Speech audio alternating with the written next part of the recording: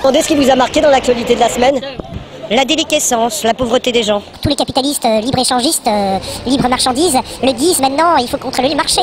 J'ai jamais parlé devant un micro et une caméra à l'extérieur. Il y a toujours une première fois.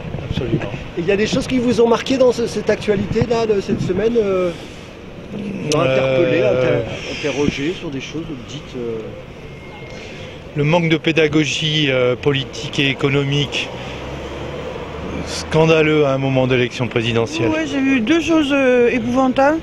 En bas de chez moi, il y a un SDF, donc qui est dans le froid en ce moment. Ouais. Je lui donne de temps en temps des trucs, des bricoles, et il m'a dit qu'il avait aidé, j'ai trouvé une parka que je lui ai donnée, il m'a dit qu'il avait aidé des gens du même immeuble au 4e étage à jeter un canapé, des meubles, ainsi qu'énormément d'affaires, des habits. Il l'a aidé contre une piécette probablement, et après, ce jeune SDF, il est parti chercher des affaires pour lui, que le monsieur avait jeté. Ouais. Il y avait encore l'étiquette qui était neuve. Le mec est sorti, il lui a interdit de prendre ses affaires dans le local poubelle. C'est de pire en pire. Plus les civilisations sont civilisées, moins elles le sont.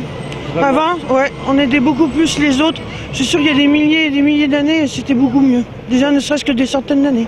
Je me dis que c'est bien qu'on ait un petit peu de fraîcheur quand même, parce que là les températures c'est un peu bizarre. Mais après, voilà, c'est chaud pour d'autres. Mais... Tu veux dire quoi, les gens qui... les gens qui sont dehors, quoi.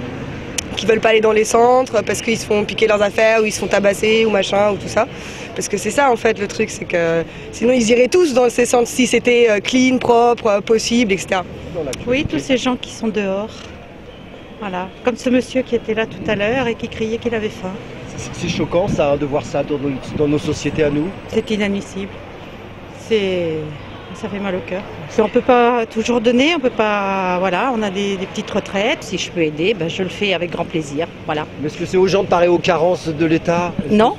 Non, c'est pas aux gens, mais enfin bon, moi ce qui m'interpelle, c'est ce froid qui fout tellement de monde à la rue, mais c'est un scandale. Encore on me dit que Sarkozy est allé cette nuit dans un dépôt, là, voir les personnes à la rue, mais on est en 2012.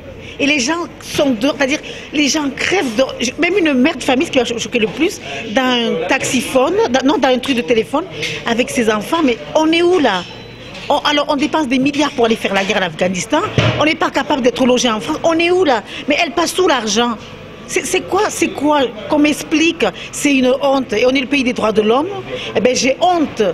J'ai appris que Sarko avait fait une mise en scène pour visiter une usine, qu'il avait fait venir double d'ouvriers, une mise en scène. Mais carrément une mise en scène préparée, tout ça. Voilà, j'ai entendu ça à la radio et ça m'a fait beaucoup rire. Enfin, je pense vraiment que quand on en est réduit là, c'est vraiment qu'on va très mal. Actuellement, Sarkozy, il fait comme Laval, il est allemand. Sarkozy ment, Sarkozy est allemand. Cette semaine. Tous les gars qui sont déplacés dans les usines. Les politiques, tu veux dire? Voilà. Comme Sarkozy. J'ai dit les politiques. Oui. J'aime pas citer de nom dans ce brave poilu. Et c'est bien ça qui vont dans les usines et pour toi c'est pas l'histoire de ça.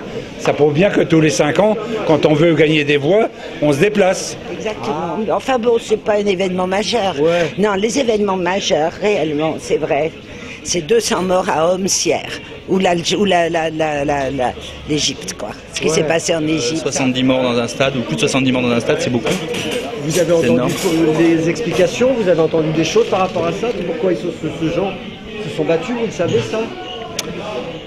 J'ai compris que l'armée, semble-t-il, avait beaucoup laissé faire et probablement avait pu aussi organiser les choses d'une certaine manière.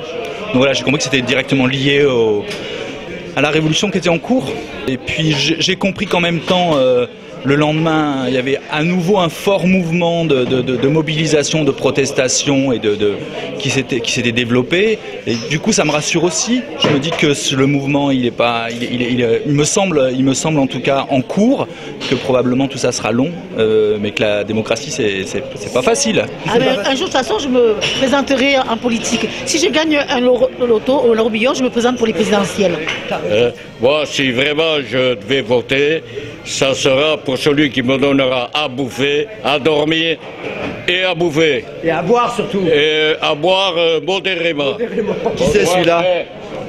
Il est pas beau. Il est beau. Il est pas beau.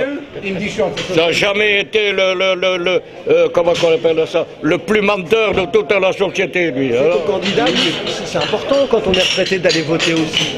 Pardon. Bah oui, quand on a fait 46 ans de boulangerie. Oui, il parle de la boulangerie. Il y a longtemps qu'il a tripoté quelques miches et avec sa baguette, il a fait des bâtards. Alors là, vous savez, là, c'est formidable.